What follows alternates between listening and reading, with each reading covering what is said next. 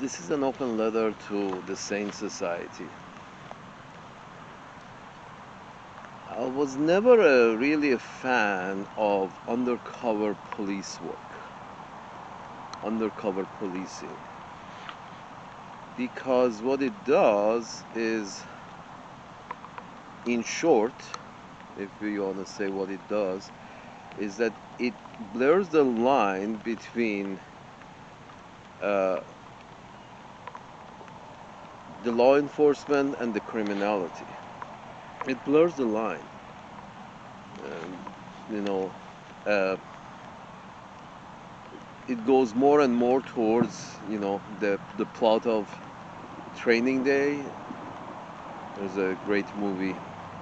You don't know exactly where the law stops and the law stops, the law enforcer stops, and the criminal begins. You really don't know. It's always somewhere around there. During the morning, he has to write his reports to hand over to the organization. He's the law enforcement, and in the afternoon, where he has to, go and get chummy with suspicious actors, becomes the criminal part of the individual. So, it blurs the line, and it gets very easy to get lost, because sometimes the what he has to do during the night becomes normalized, so he does it during the day. And maybe he only targets certain individuals, but keeps some individuals who directly benefit him as a sort of, like, for insurance and for pension. you know it's somehow, it's not too far-fetched to think that the law enforcement individual who goes undercover, it's very tempting, especially if his pay is not anywhere comparable to Jeff Bezos' pay.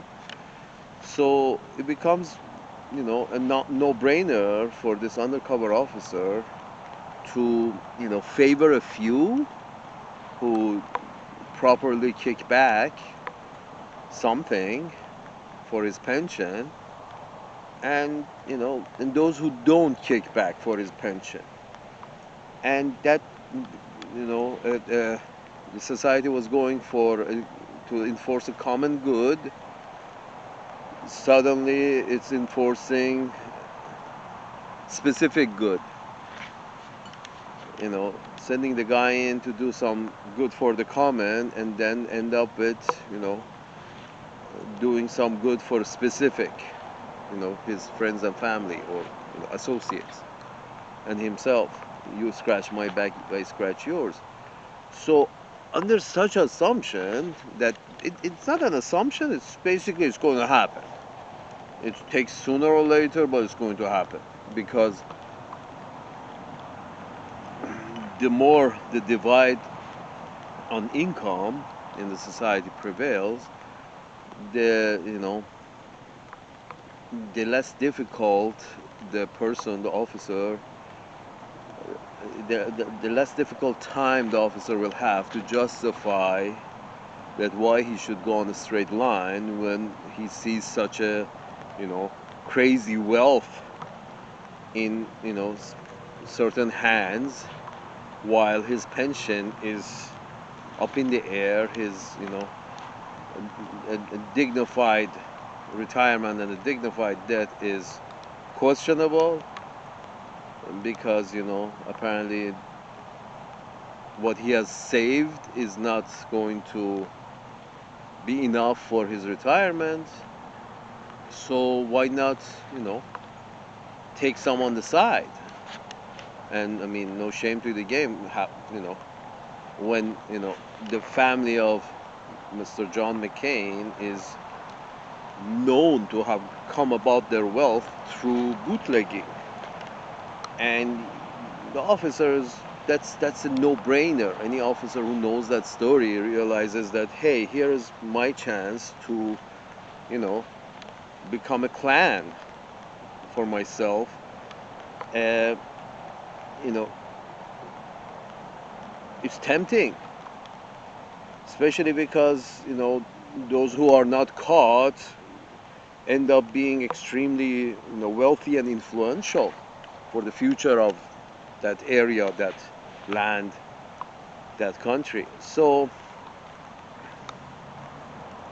and in this way, you end up with a lot of people with very questionable moralities. I mean, you take out, you put that family in charge of the Senate seat of, one of the two seats of your state in a corner of Uncle Sam's land, and you're thinking to yourself, so this is from a family with flexible morality who got their gains mostly through bootlegging, and there is that guy, that family from questionable morality, background of questionable morality from the other state and the other state and the other state and the other state.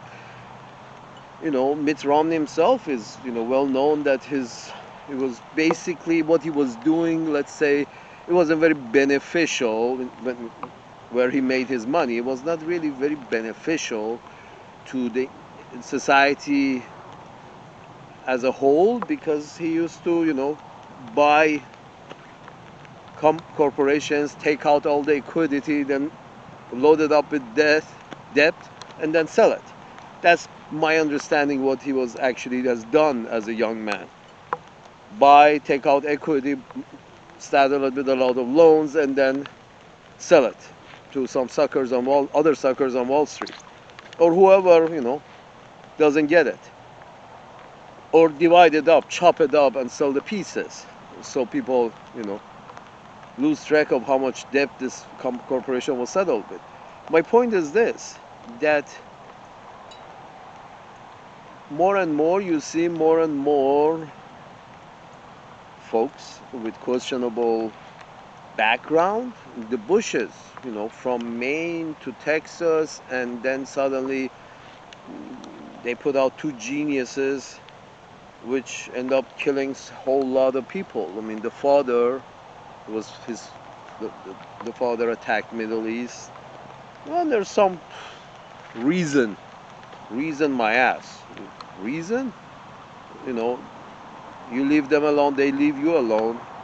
If you are worried, just, harden your defenses on your own shores. There's no reason to invade anywhere. But anyway, so the point is this, that these geniuses end up in the highest position of the land, and they're from very questionable finances, very questionable background. Again, this is what I mean, that then a police officer that sees this situation, intelligence, intelligence, police, regular police, federal police, this police, when they all see this kind of, very obviously not so straightforward kind of governorship, and people with money but very questionable morale get somewhere in life, with a lot of social and economical, raise their social and economical status, even though we all know that they got their gain, many of them got their gains through ill means. So the officer, doesn't take long for the officer to think, why is not, I can have a finger in this pie, why not me? So this undercover business, and what it gets, that it, because simply you are promoting flexible morality. You're promoting flexible morality in the morning on the up and up, and in the evening under the table. You're promoting flexible morality within your own forces. You're promoting flexible morality within your own forces. And your only justification is that the end justifies the means. Does it? Let's see what it promotes. It promotes flexible morality in your between your own people at the department, and it creates a very paranoid society outside for you. You know, there is only so much people see it, and they find out that how is it that every time there is a problem, there is suddenly an FBI informant comes up. Sort of like, how many informants do these folks have? Or is it that whoever they want to inform them, they put enough pressure on the motherfucker until he starts informing them?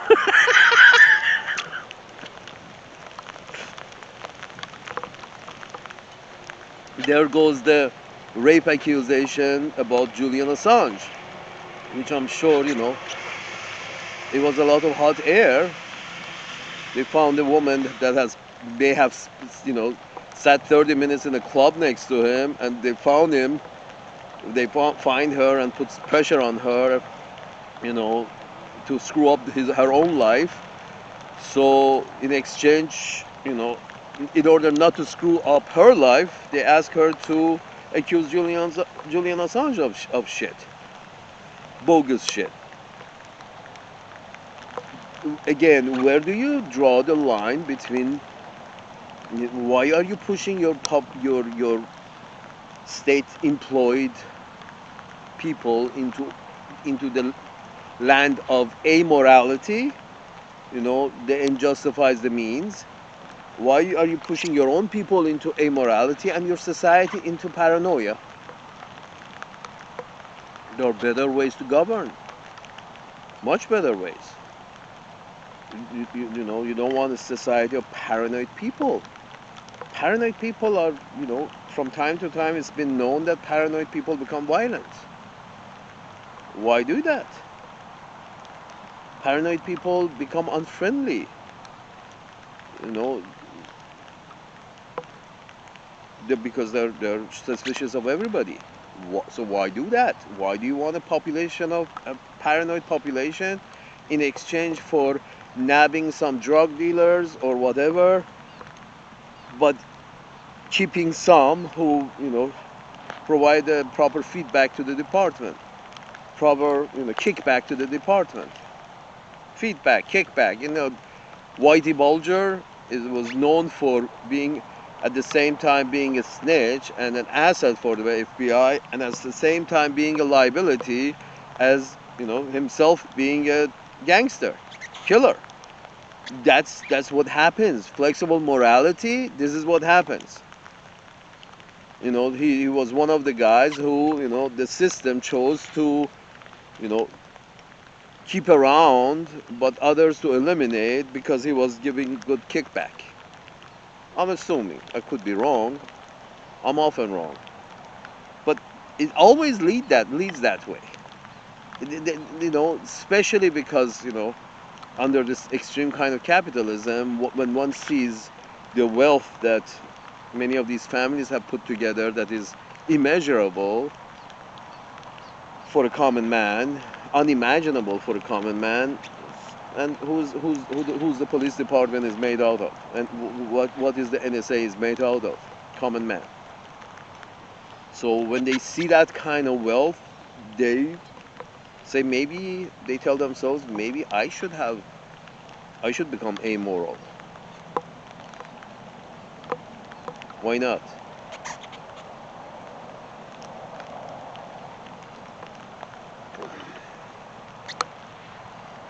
So those who are okay with immorality push this idea of that undercover is acceptable.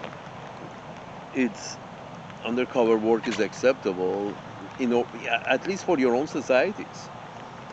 Undercover work within your own society is just it's detrimental to the health of the society.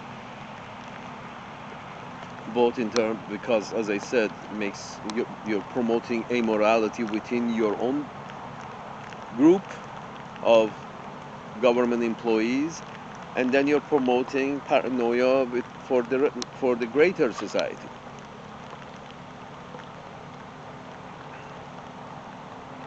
I was never a fan of Undercover, promotion of Undercover, and this idea that okay, we can also turn anybody into an informer by applying enough pressure. That's even worse. That goes again, those people, those managers who actually uh, enforce these measures, those have to examine their morality. Somebody has to examine their morality, because it's obvious that they are sacrificing their morality for doing the job. That's never acceptable. To sacrifice your morality for a job is never acceptable. It's just not. It's just not.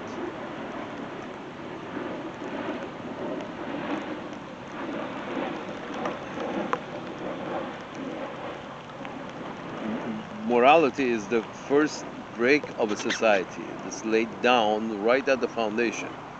You either have a moral society or promote a moral society. I mean, you're the same folks who keep a lot of people locked up more than most other countries. And if you are that, then you have to be absolutely intolerant with amorality in the rest of your society as well. But you're dealing with the lowlifes in the society in a very strict manner. The lowlifes, you poor people, you should totally be moral. You should, you should be moral. But we, as family of senator this and family of senator that, or senator this or senator that or senator the other, or many of the older representatives, and you realize many of them is like, oh no, morality is only for you. We are amoral. We come from an amoral background, which we got a lot of gains by being morally flexible.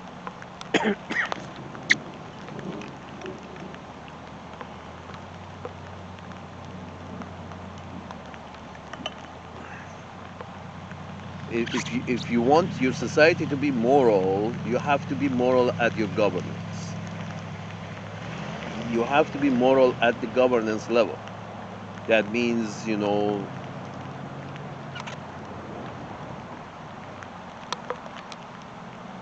backseas, no special, no, oh, since he's my son or he's my daughter, we are okay, we should get away with it because we are special. No, okay, such and such a family has such a large wealth. Obviously, where did this wealth come from?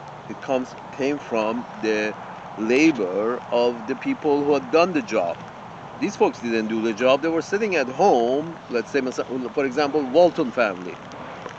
Folks are sitting at home, and the wealth is being created for them by their employees. You can't tell me that the Walton family does hard labor or soft labor or any fucking kind of labor. This is or most people in Wall Street who are extremely wealthy.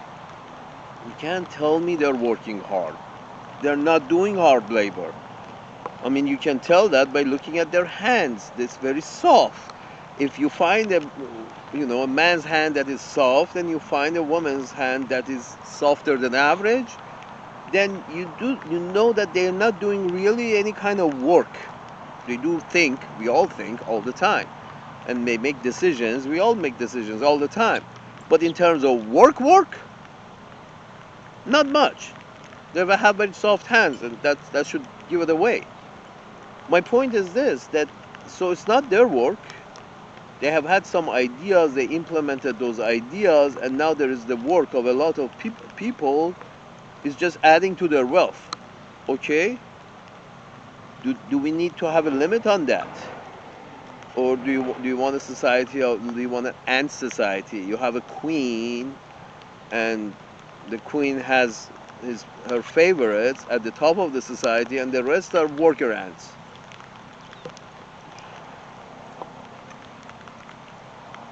It's going that way with all these, mergers and acquisitions. This is obviously going that way. The monopolies that are formed left, right, and center, it's like, it's like an ant colony, except that, the ant, the queen, and all the males that's supposed to service her, these are the upper echelon of the society, and the rest are worker ants, bees, whatever.